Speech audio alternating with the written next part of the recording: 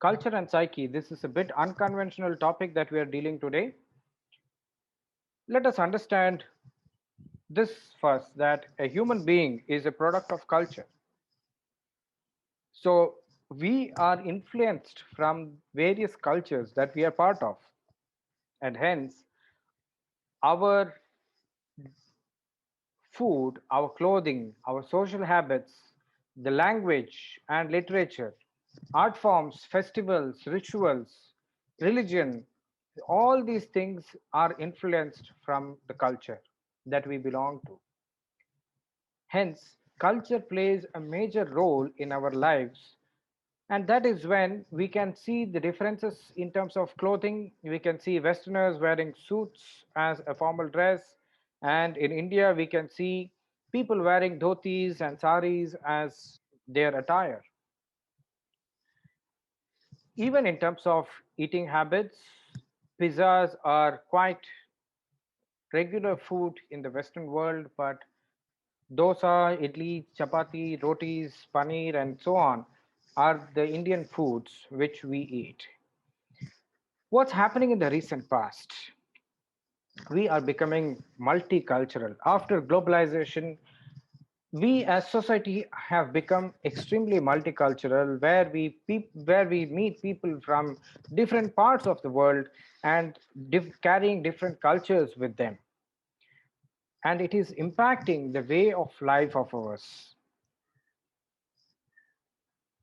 Culture is not just about external aspects that we deal with, but also our psychological aspects. So, culture has a great influence on psyche, and an individual psyche or group psyche has its impact on the culture.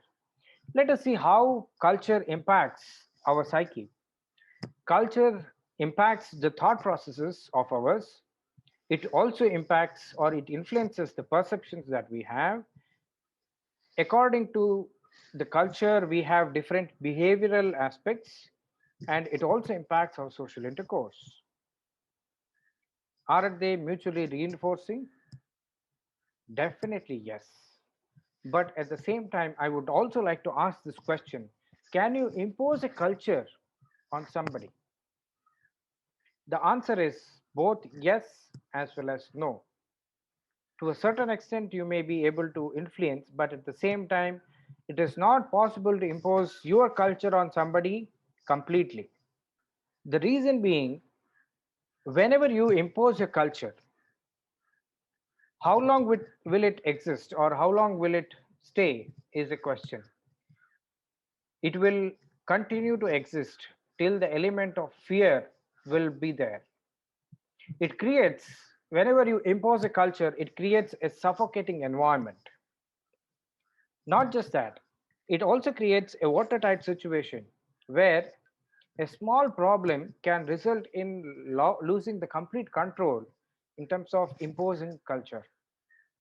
Not just that, it also creates mental health issues like stress, anxiety, frustration, anger, and so on. Do you agree with this aspect? Is it true at family level, which is the smallest cultural unit that we can observe? Do you agree that it is true in the organization level too? Do you agree that it is true at regional level as well? Do you agree that it is true at country level?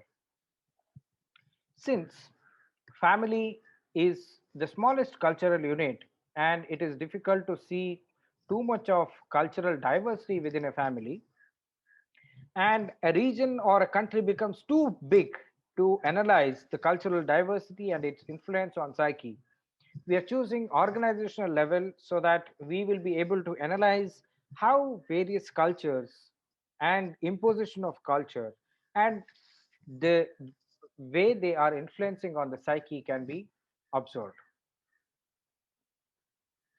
Poor performance of employees is something which is bothering so many HR people. A lot of them keep consulting me saying, how do we deal with this? People are not performing well, they are becoming underperformers, and we do not know how to improvise their performance. And they keep asking me, can you conduct a motivational training, or can you at least deliver a motivational lecture to them. My simple answer to them is it's not about saying some stories of great warriors or some other influential person and motivating your employees. It is all about how you improvise the culture in your organization so that the performance of the employees will enhance or will get enhanced so that they become good contributors in the organization. Another problem that we often see in organizations is conflict within and between the teams. When it comes to an organization, it will have many departments, and within departments, there will be many people, and all of them will have to work in coherence with each other. That is only when an organization can grow faster. But because of cultural differences, people end up conflicting with each other, because of which the ultimate purpose of organizational growth gets hampered. Some people work and others take the credit. This has been another major problem in many big organizations where the real workers do not know how to project their work, and the others are very good in taking the credit for whatever the work has been done by the team. And this creates a kind of resentment in the real performers, because of which their performance gets impacted in a negative way. Another problem is extreme level of anger, frustration, irritation, and other things can be seen among the employees when the organizational culture is not robust. Poor teamwork is another consequence, negative consequence of poor culture in organizations, and an organization will find it very difficult to deal with the individual aspirations overpowering the group or organizational aspirations, because of which individual would like to bypass the processes and get into a higher position, but at the same time that will impact the other individuals in the organization and in general, or the organization culture as such. Especially after COVID pandemic, people are finding it difficult to deal with organizational culture because of various other challenges that it has posed. Work from home has become a new normal. People are working from home most of the times, and there is no individual interactions at personal levels that are happening, because of which people are also being stressed, and at the same time the organizations had to develop new ways of dealing with individuals which couldn't happen in an appropriate way, because of which there is a cultural crisis in many organizations. The trust factor has got hit. For example, in one of the organizations where employees were saying that their team lead always wants them to put on the video throughout their working hours. And it was becoming a factor of irritation for them.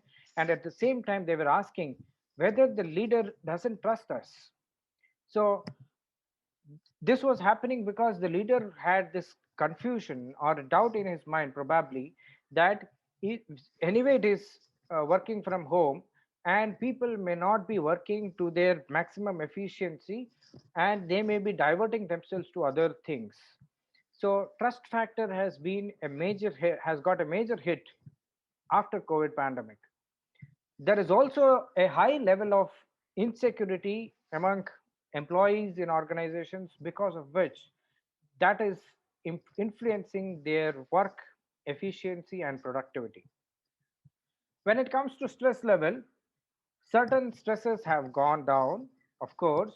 For example, travel time, or the stress due to travel or traffic, etc., has gone down, certainly.